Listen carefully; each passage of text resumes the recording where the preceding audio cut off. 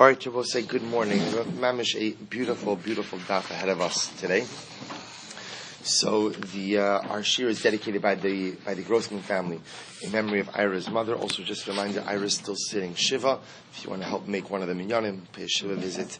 Much appreciated. So we dedicate the learning in Ilim Nishmas Ira's mother, Freda Bas Shmuel, as well as the Ilim Nishmas Eli Ezra ben Kolonimus. Hope that in the merit of our Talmud Torah and Shamos will have an aliyah and the family's Einechama. As well as say today's daf is Yud Aleph 11.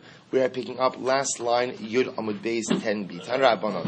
Ein ma'avrin es hashana ela b'mizumanim. So we'll say you can only go ahead and be ma'avr the shana. You can only go ahead and declare a leap year, meaning add in a new month, b'mizumanin law. Rashi says, what does it mean mizumanin law? Shezminu hanasmi ba'erev. Only with judges who were already appointed and designated from the previous evening. So it says, meaning, if you look at Rashi, it says, Shuzmina nasimi ba'era. Fine.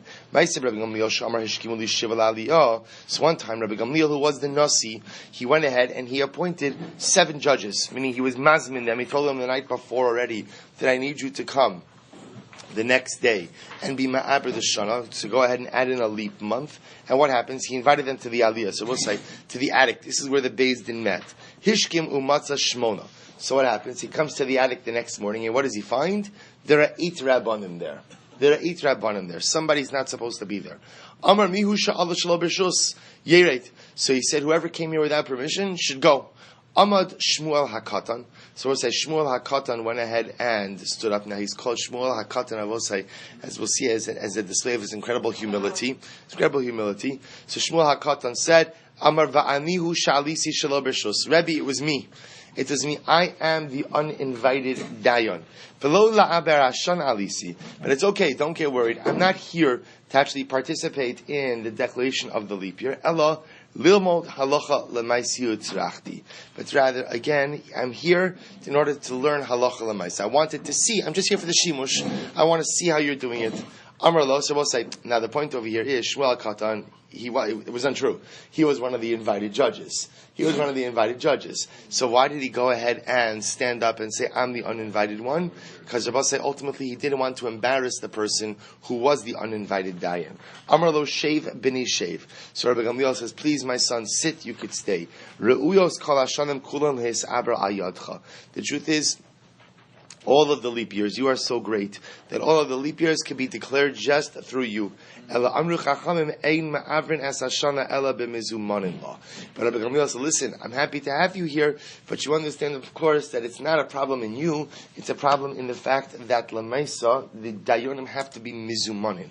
They have to be invited, so to speak. They have to be designated already from the night before. Then the Gemara says over here, V'lo Shmuel HaKatan hava. Now the truth is, remember, the Gemara just says, it mentioned this before, Shmuel HaKatan really wasn't the uninvited judge. He was invited. So why did he go ahead and declare himself as the uninvited judge? Ella, imish achrina, umachmas kisufahu da'avid. Rather, at the end of the day, it was someone else who came uninvited, but Shmuel made himself look like the uninvited judge in order to save the other individual from embarrassment. Rashi HaKadosh writes here, umachmas kisufahu da'avid, shalo yakiru mi haya ha'ola shalo b'shus, v'albinu panav. So in order to go ahead and save the other individual from being embarrassed, Shmuel HaKatan takes the achrayus on himself. Ki had Yosef Rebbe v'kadash. Well, so listen to this, Maisa. I promised you that this is magnificent Gemara. And also what's amazing about this is, and I always marvel about this, Dafilmi, as you may have heard, is a 7.5 year program. Although Baruch Hashem, we're 2 years away from our Siyum Hashas, bless you, which is quite amazing. What's always amazing is the timing, the confluence of the Gemaras with the events. Here you have, we're going to learn incredible Ben Adam Lechavero Gemaras, Mamish in the midst of Ben Amasarim, in the midst of the 9 days, where the avoda of the 9 days is to ultimately work on our Ben Adam Lechavero. It's incredible. Kihad Yosef Rebbe, V'kadara she'riach reach shum. So Rebbe's giving shir. So listen to this, Meister. Rebbe's giving shir. And what happens? He smells garlic. Someone ate garlic. So Amar, Misha achal garlic. Misha achal shum, yetze. What a chutzpah! You don't come to shir right after you ate garlic, right? I'll say this is like there's a dinner like covered abrios over here. Meaning you can't come in all fashmekt of the garlic over here. Everybody has to sit around you and hear that. So smell that. So again, he says, "Who ate garlic? And whoever get our garlic, can you please leave?" Amad Rabbi Chia v'yatza. So Rabbi Chia stood up and he left. Amdu kulan v'yatza. So we'll say after Rabbi Chia left, the other Talmidim left as well. So the Gemara says, "B'shachar, Matzah Rabbi Shimon ber Rabbi Chia." So we'll say the next morning, Rabbi Shimon, the son of Rabbi, found Rabbi Chia, and he said to him, "Amrlei, atu shetziarta la'aba." So we'll say Rabbi Shimon, the son of Rabbi, said to Rabbi Chia, "Why did you give so much tzart? Why did you eat garlic before coming to shir?" Obviously, Rabbi had a sensitivity to this. So why did you eat garlic before coming to shir? So Rabbi Chia says, "Amrlo lo take kizos b'Yisrael." So Rabbi Chia said, "Chas v'shalom." Chas v'shalom. I would not eat garlic before coming to shir, knowing that lemaisa, again, we'll say really it was a sign of disrespect, meaning the idea is that the Talmud also has to make himself presentable to the Rebbe. So lemaisa, again, to eat garlic before. So Rebbe Chia says, Chas v'shalom. It wasn't me. Essentially, Rebbe Chia was saying, it wasn't me. I took the fall for it, but it was not me. Rabbi Chia mehecha gamrila. So we'll say, here's the interesting part. What's the precedent for this? Rabbi Chia mehechi gamerla. Where did Rabbi Chia ultimately learn this idea that you should take, or you could take responsibility for something, even if you did not do it? Now, boss, I'll tell you something absolutely amazing. Sir Chaim Shmulevitz in Sichos Musar comments on this. He said this idea mehecha gamerla. So both sides, you see, understand the profundity of that line for just a moment. The Gemara so far give me two examples of Shmuel HaKat and Rabbi Chia, essentially both who took blame for something in order to save someone else from being embarrassed. So the Gemara says, from where do we know that is an appropriate behavior? So says Rechem Shlav is something amazing. He says, Masha Gemara sho'elas mehecha gamir la, roim, sha'aser lo la'adam lehisnahig lefi savaraso. The Bible said, what do you learn from this? You learn from this that everything you do in life has to be based in Torah. You know what the greatest challenge in life is? And I always get a lot of humor out of this. When people develop their own shitos, right? I have a shita. This is my hashkafa. This is my shita. Really? That's your shita? Where'd you pull that one out of? Right? I'm saying, where did you get that shita from? So the answer, if we're honest with ourselves, is here's what normally happens is, I decide what I want to do in life. I decide what I want to do. And then I go ahead, okay, now that I know what I want to do, let me build my shita and my hashkafa around what I want to do. It becomes, we'll say, which Rav Hirsch, you know what Rav Hirsch calls that? Rav Hirsch calls that avodah zarah. Rav Hirsch says that, belief in HaKadosh Baruch Hu is I make myself in God's image. Avodah zarah is I make God in my image. I decide what I want to do, and then I create a framework around that. It's such an incredible yisod. So it says Chaim Shmulevitz. The Gemara asks, Mehechi gomer la. Okay, it sounds like it's a nice thing to do. But if you can't find a makar in Torah, if you can't find a makar in proper hashkafa, just because you have a shita, just because I have a svara, just because I have an idea, doesn't make it a justifiable behavior. Mehecha gamer. And I both say it's an incredible yisod, because if we live life like this, before doing something, saying something, or assuming that something is correct, to ask myself that simple question: Mehecha gamer la. Where is this from? How do I know that this is true? So the Gemara says, this Gamar Rabbi Meir. Rabbi Chia from Rabbi Meir. Both say, listen to this, Maisa. What happened to Rabbi Meir? Desanya. Maisa v'isha achas shabasa l'beis midrash shel Rabbi Meir. One time, we'll say, you can't make this stuff up. So one time, a woman came into the beis midrash of Rabbi Meir. She said, Amar la Rabbi, echad mikem kidshani bebia. So what did she say? Well, can you imagine this scene? She comes to the beis midrash. She said, listen, one of you guys betrothed me with bia. Right? But again, whatever, I don't know what the Metzias was, but whatever it is, she wasn't sure who, she's not sure who, but can you imagine, she shows up at the beis medrash and says, someone was mekadesh me with bia. They're both saying, now this is problematic on multiple levels. Right? It's problematic in one, because obviously the woman doesn't remember who it is, but Lamaisi, we learned in Kiddushin, as much as bia is one of the ways in which a man can be mekadesh in Isha, but Chazal very much frowned upon it as a mechanism for Kiddushin. So obviously what happened over here, there's something shtickle illicit, or potentially illicit. This woman shows up in the base medrash. One of the Talmidim in this base medrash was Mekadesh me with Bia.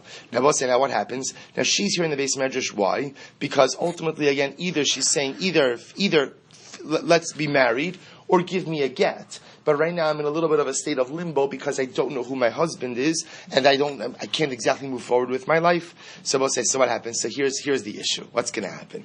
So can you imagine? Nobody's going to get up and say, okay, it was me. It was me. So we'll say, so what happens? Amad Rabbi Meir. So Amad Rabbi Meir, v'kasav la get krisos v'nasalna. So we'll say Rabbi Meir got up and wrote her a get. Amdu kulam, amdu v'kasvu kulam v'naslula.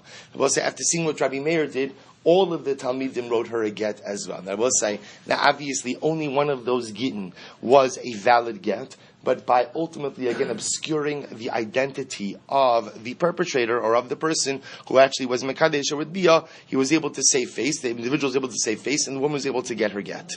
Rabbi Meir, Mehecha Gamra. So we'll say, it says, where did Rabbi Meir get that from?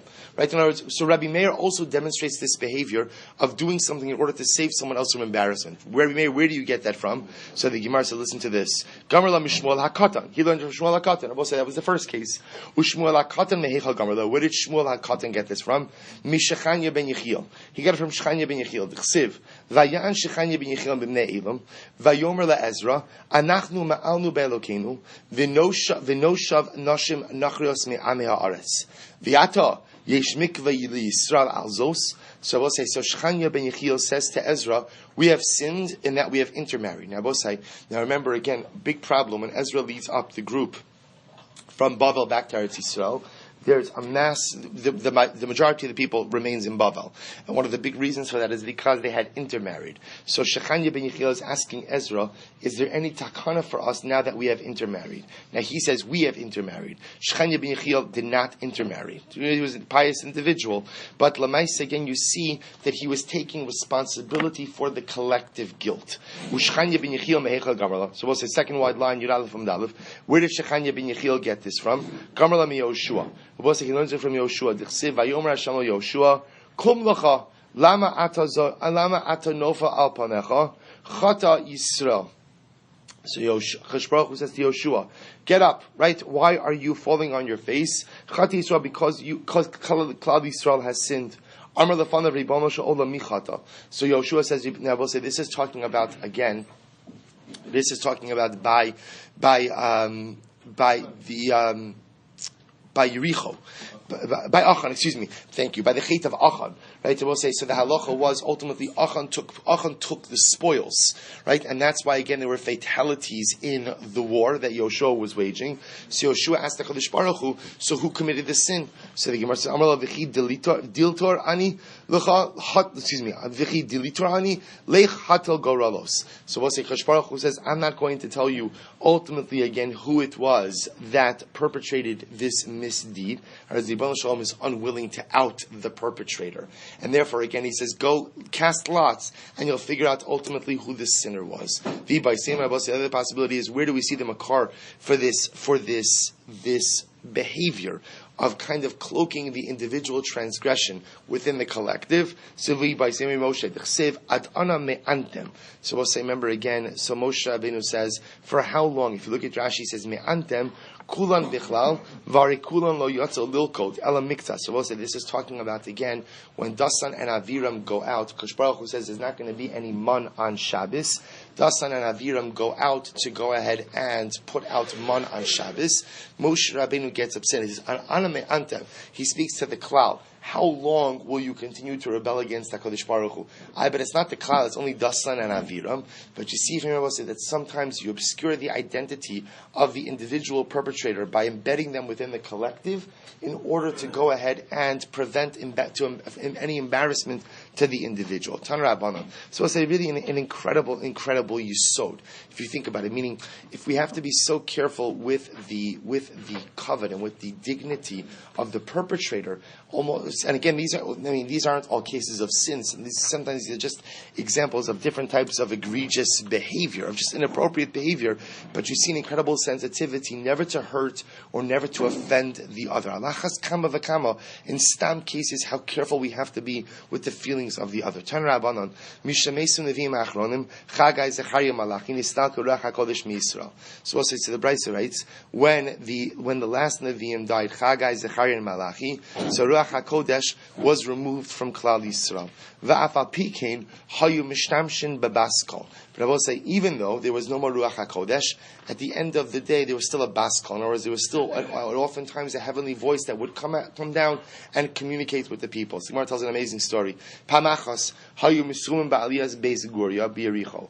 One time, so the rabbis were sitting in an upper story in Beis Guria in Yericho. V'nosna aleim baskol min hashamayim. So the baskol came out that said the following: Yesh kan echad sheroy shetisha alav shchina ki Moshe Rabbeinu. Elo she'in doro zakai lekach. There is a man here, Baskol said, there's a man here amongst you who is as great as Moshe Rabbeinu and could have nevuah like Moshe Rabbeinu, but the generation is not worthy. Nasnu chachamim eseineim behilal hazakin. We'll say ultimately again, who was sitting there at that time? None other than Hillel hazakin. So Hillel the elder, and all the other rabbanim understood that Baskol was talking about Hillel. Ukishemes amra alav. When Hillel died, Rabbi say, how did they eulogize him? They said, "Hey chassid, hey anav, look at this man who was such a chassid. This man who was so humble. Talmido shel Ezra. He was a Talmud of Ezra." Listen, now what does it mean he was a Talmud of Ezra? That the same way that Ezra ultimately again tried to teach Torah to the masses, Hillel also brought Torah to the masses. Shuv pam achos hayu misubin ba'aliyah b'Yavna. One time the rabbis were sitting in the upper story in Yavna. V'nosnu aleim kol baskol min hashamayim, and a baskol came out from the heavens and said the following: Yesh kan echad shreish tishalav shchina ela she'in doro zakai lekach. There's someone here who has the ability, I will say, to have Ruach HaKodesh, but his generation is not worthy. Nosnu chachamim eseneim b'shmuel hakatan. And I will say again, who did the rabbis set their eyes on? They set their eyes on Shmuel HaKatan. Okay, Shemes Amra Lav, when Shmuel HaKatan died, I will say, how did they eulogize him? Hey Chassid, hey Anav, Talmido Shel Hillel. What a Chassid, what an Anav. He is a student of Hillel. Afu Om B'Shas Misaso. I will say Shmuel HaKatan, when he died, also gave the following messages. And I will say, now these messages proved that he had Ruach HaKodesh because they all were prophetic in nature. And what did he say? He said, Shimon v'Yishmael l'charva.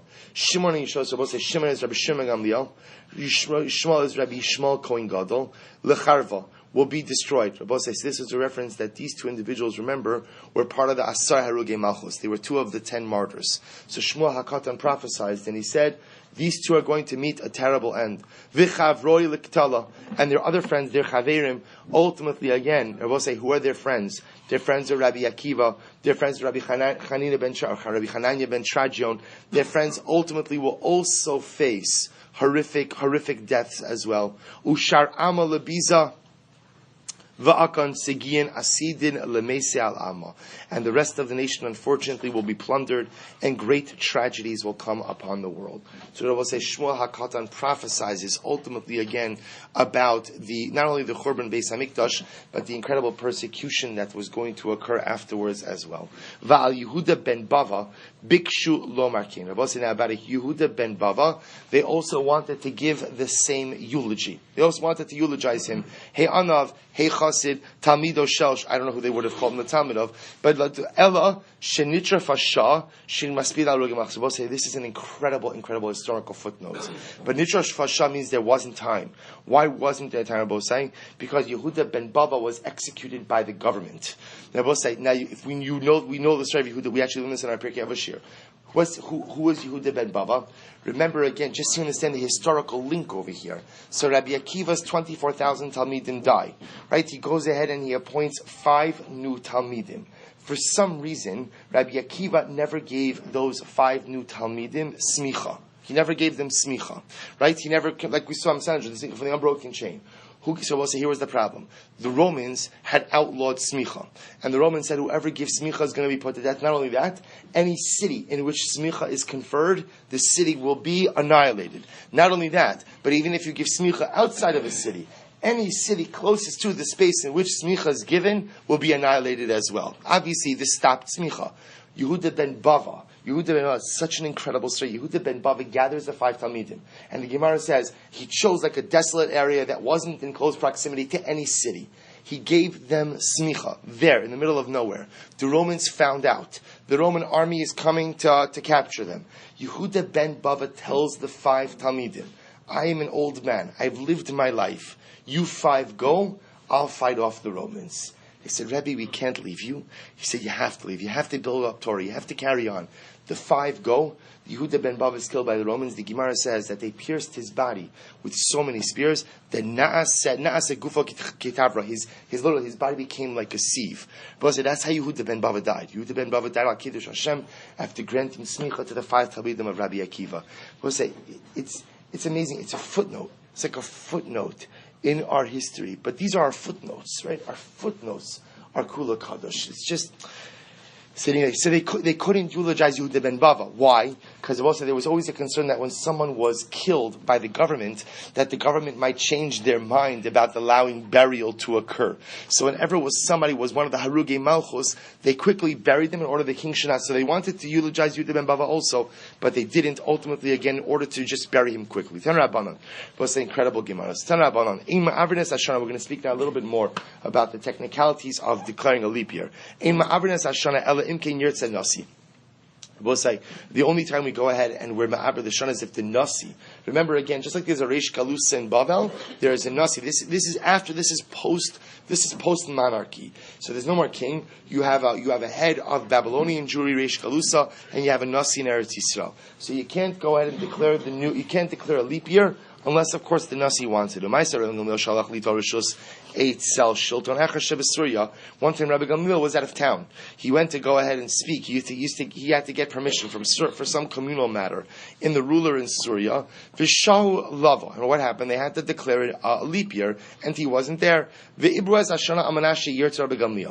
they declared a leap year, but on the condition that what? That Rabbi Gamliel would agree. So it would have to be a retroactive declaration.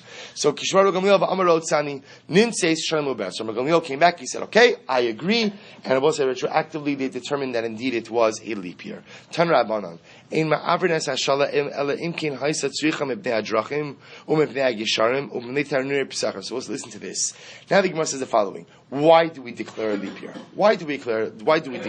So the Gemara says we only declare a leap year for the following reasons. Number one, Mibnei Adrachim. I will say if the rainy season continued and the roads are still muddy and the people from Chutz La'aretz will not be able to get to Eretz Yisrael in time for Pesach, so we go ahead and we declare a leap. Give another month for the roads to dry out. Mibnei Agisharim. We'll say same thing with the bridges. Let's say as a result of the rainy season, the bridges are in a state of disrepair. They're not going to be repaired in time. You declare a leap year. Mibnei Tanur Pesach is very interesting.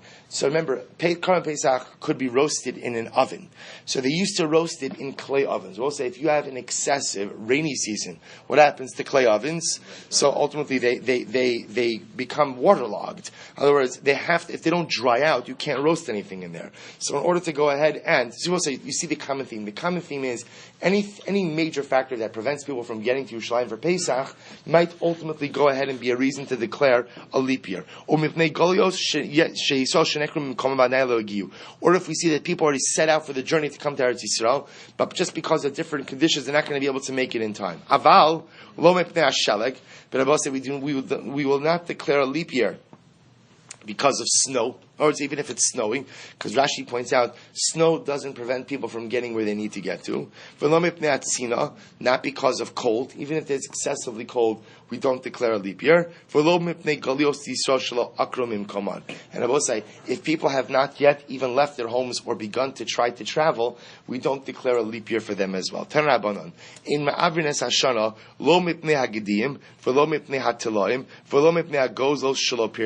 listen to this. We will not declare a leap year because of the goats, nor because of the sheep, or nor because of the doves that have not yet begun to fly. Now, what is this talking about? Take a look at Rashi for just a moment. So Rashi says, let's listen to this. The halacha is you could bring the Korban Pesach either from a goat or from a sheep. Now, if you if you want to be economical about it, the goal would be is you want to bring the biggest animal possible. Why? Because again, the bigger the Karban Pesach, the more people it feeds, or the more meat it gives to every person. If you could shech just one animal and have that for your Pesach, for your Seder night, that's obviously an economically sound decision. I will say, so let's say again, just the way the years work out, so the goat and the sheep are still small, and another month of fattening them up would go a long way. We don't declare a leap year. We don't put in an extra month in order to give people extra time to fatten up the goats and the sheep. Rather, if it just means you're going to have to bring a second animal, you'll bring a second animal. Same thing with gozlos, the doves. Rashi says gozlos shetzrichen likine yolado shebechol eretz Yisrael v'chin zavin v'zavo shekulan mashin kineim adalos l'regel afal pikein in ma'avrin kach kol al kach sheicholun lahavi b'nei yonah shekshem k'tanim. So listen to this. So the idea over here is, often if a woman would give birth, there's a halacha that after she gives birth, she has to bring karbanos. A woman wouldn't necessarily immediately go to Yerushalayim to bring her karbanos. Rather, what would she do? She would wait till the next regal, when she was going up anyway, and bring it then. So I'll say, if it turns out that the doves are small, so again, we don't declare a leap year in order to allow the doves to get larger. Rather, we tell them ultimately again that she could bring b'nei yonah, she could bring turtle doves. There's doves and there's turtle doves. She could bring those even if they're smaller. So the Gemara says the following: Osan osa sa'ad l'shana. But also, even though we won't declare a leap year based on these reasons, we'll use these reasons in conjunction with other reasons to declare a leap year. Keitzad Rabbi Yanai Omer Mishum Rabbi Shimon ben Gamliel. So listen to this. We'll say, what did this declaration look like? Mahodian anachna lechon. So we go ahead. We are hereby declaring before you. This will say like the verbiage of a beis din. So we would go ahead and we declare before you the gozal yerikichin, the doves. Right, the doves are soft. V'imra da'akrin, and the lambs are thin. V'zimnin da'aviva lo mata, and it's not yet spring. V'shafirta milta ba'anpani va'osifas al shasadad telasa yomin. And therefore we have seen fit to add 30 days to this year and make it a leap year. So we'll say this is the verbiage of a leap year. But what do you see from here? The real ikar over here is that it's not yet spring. The problem is, remember again, Pesach is Chag Aviv, and they're declaring in the leap year because we're still in winter, so we need another month. But if you notice, once they're declaring it because of seasonal purposes, what do they throw in here? What do they throw into the declaration? The sheep are thin, right? The doves are soft. So you see over here that again, we won't declare a leap year just because of the doves and the lambs and the sheep. But once we're declaring the leap year for other purposes, we'll throw that in as well. How long is a leap year? Meaning, how much longer is it? Shloshim yom, 30 days. Rav Shimon says, no, a month. Now, both say a month, stam a month. When we say a month, that's 29 days. So the Gemara says, Amar Papa, Ratzu chodesh, Ratzu shloshim yom. The truth is, that's at the discretion of Beis Din. So it's actually very interesting. So not only does Beis Din have the ability to add in an additional month, but Beis Din also has the ability to what? To determine how long that month is going to be. It's going to be 29 days or 30 days. So the Gemara says, Ta chazi ma'ika bein tikifei tikifoi. Yilafam beis. Kadmoi li'in vasani basroi. We'll say, see what a difference there is to the arrogant ones of early generations and to the humble ones of later generations. So we'll say, who is it calling arrogant? If you look at Rashi, Rashi says, Tekifa kamoi, Rabbi Gamliel, Shahaya noek srara, Vizorak mora betamidim kidash kacham bebechorus, ubebrachas, uberosh Hashanah, Tetzari Rabbi Yoshua, afilu achi katani bei, Vishifra milsa ba'anpi, uba'anpai chavroi. Reb Shimon Berei Hava Min Venusi Basrai Kidamin Basur Chasapolim Lord Ban Bichavrai. So also listen to this. So the Gemara is contrasting over here that Reb Shimon Gamliel, we will say, who ultimately again, as we're going to see, was a heavy-handed individual, right? Reb Shimon Gamliel ultimately again is the one, remember, who is deposed, right? He's removed from being the Nasi ultimately because he publicly embarrassed Rabbi Yoshua, as the Gemara Mesechus Brachos brings down. I'm sorry, Rabbi Gamliel. Excuse me, that was Rabbi Gamliel. So the Gemara is going to contrast, ultimately, again, Shimon Gamliel, who we just read over here, who Rabbi say acted in a humble fashion. We'll discuss the humility in just a moment. His humility is that when he made the declaration of Beis Din, he didn't make it in the singular. He made it in the plural. He said, we declare. So we're all declaring this ultimately together. And that was the son. And what did Rabbi Gamliel say? So the Gemara says, Ma'aser Rabbi Gamliel, second line, Yudalef on Beis. Ma'aser Rabbi Gamliel, Shahaya Yoshev al Gav Ma'ala Baharabayis. So Rabbi Gamliel was one time sitting on the step of the Harabayis. It was incredible, right? Halavai will be Zochem, Yirtz Hashem, to sit on those steps, Bekarov. V'harya Yochanan Sofer, Halaz, Omi Lefanov. And what happens? Yochanan, his Sofer, so just to be clear what we're doing now, the Gemara is contrasting the father and the son. The Gemara is talking about over here that the son of Shimon Gamliel, when he sent out the declaration of the leap year, did it in a very humble way. How was it humble? Is that it was phrased in the plural. It was phrased in the plural. So we'll say, even though again, he was the Nasi, and he could have phrased it in the singular, saying, I am hereby declaring, I being the Beis Din, nevertheless he phrased it in the plural. Rabbi Gamliel is sitting on the steps of the Harabayis. Yochanan Sofar Laz Omi Lefanav. V'shalosh igros chatuchos lefanav. Both say he had 3 pieces of parchment. The scribe Yochanan had 3 pieces of parchment in front of him.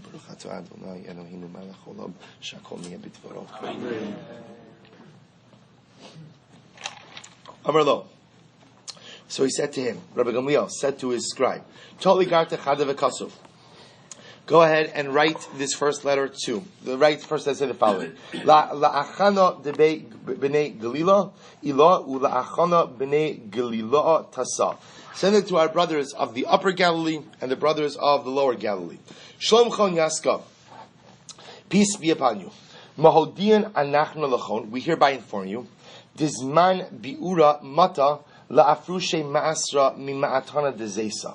We're hereby writing to inform you that it's time for you to go at Zman Bir. I both say Zman Bir means that at different times throughout the 7-year agricultural cycle, there are times that you had to make sure that you gave out all of your tithes. If you look at Rashi, Rashi says Zman Bi'ura Mata Shana Shlishis Oshishis L'Shmita Kol Mishashia Masrosav Shal Shana Rishona Ushnia Chayiv Levaron Achshav Truma Nita LaKoin U'Maiser Rishon LeLevi U'Maiser Ani LaAni U'Maiser Sheni Misbar B'Chol Makom Shu.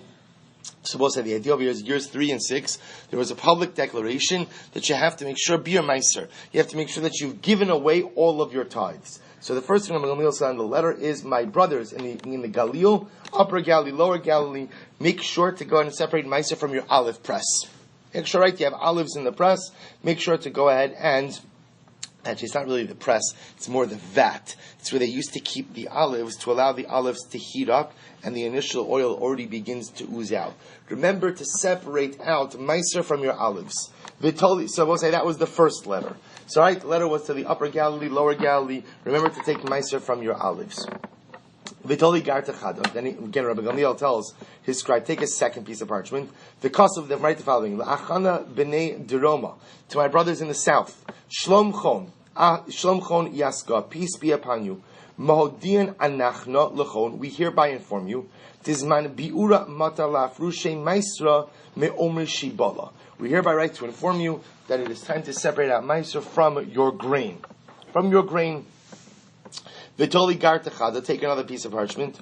Uksov la'achana b'nei galvasa, and go ahead and write to the b'nei galvasa b'Bavel, ula'achana b'Madai. Go ahead and write a third letter. We'll say this third letter goes to our brothers in Bavel and to our brothers in Madai. Ulisha'ar kol galusa di Yisrael, and the rest of the diaspora Jewish community. Shlom chon yaska li'ala, may peace be upon you forever.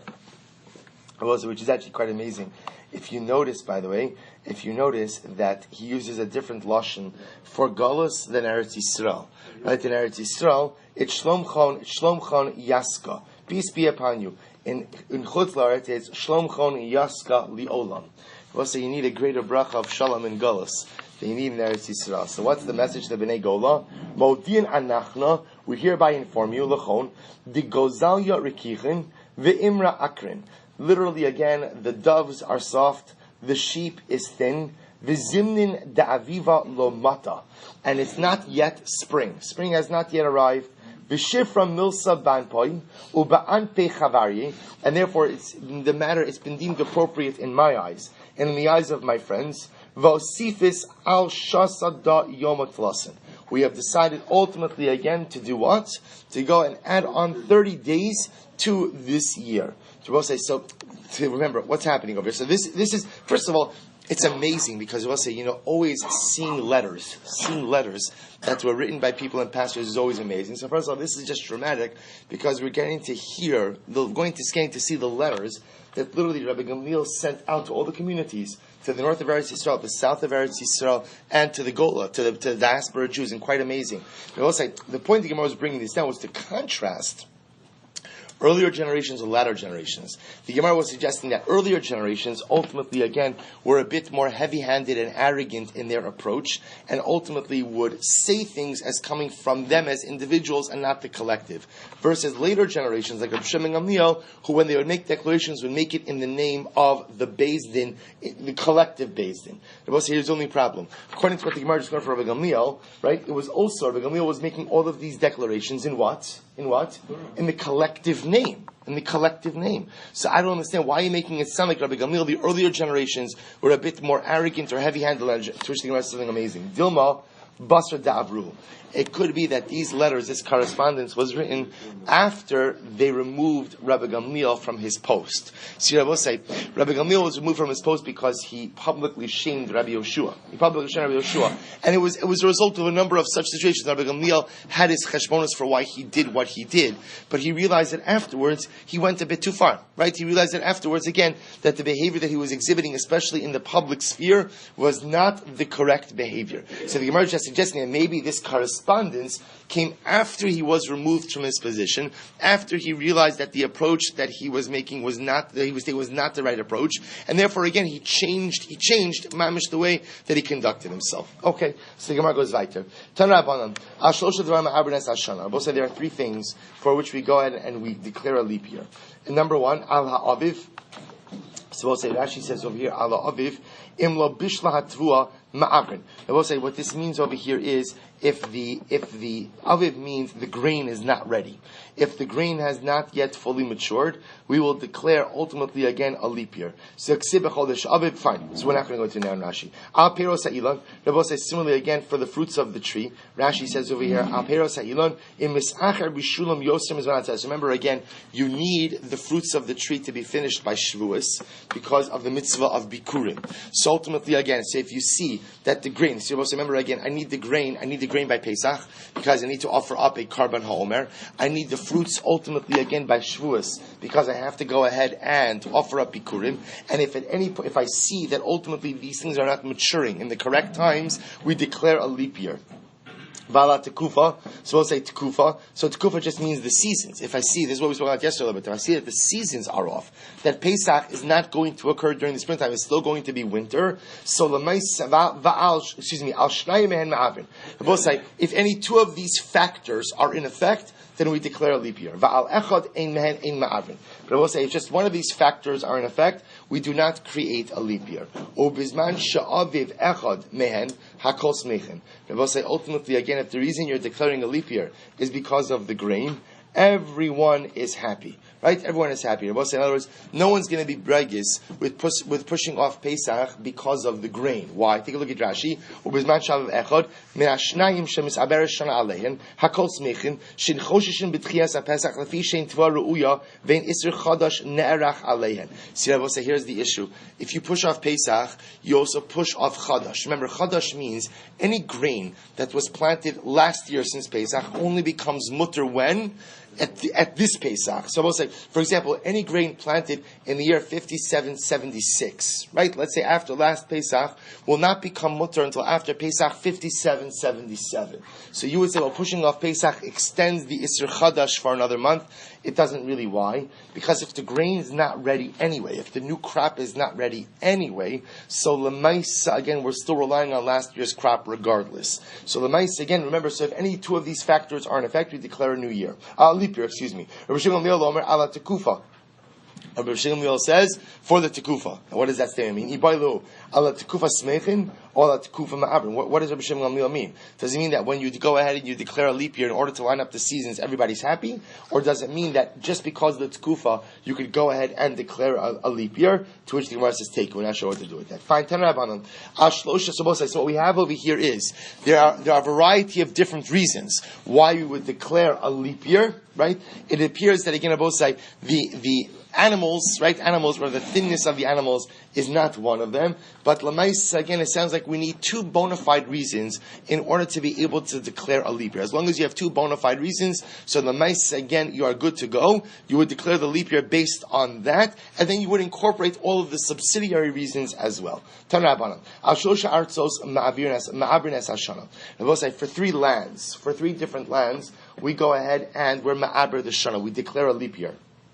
What does that mean? We'll say if any of the above mentioned factors are in effect in any of the following three regions, that would be enough to declare a leap year. What are the three regions? Yehuda, ve'eva hayardain, hagalil. So we'll say if it occurs in Yehuda, these are all the parts of Eretz Yisrael. Eva hayard, the Transjordanian land, and the Galil. Al shtayim mehen ma'avrin, val achzen e ma'avrin. So we'll say if you have the issues present in two of these areas, then you can declare a leap year. But we'll say if it's only present in one of these areas, you don't declare a leap year.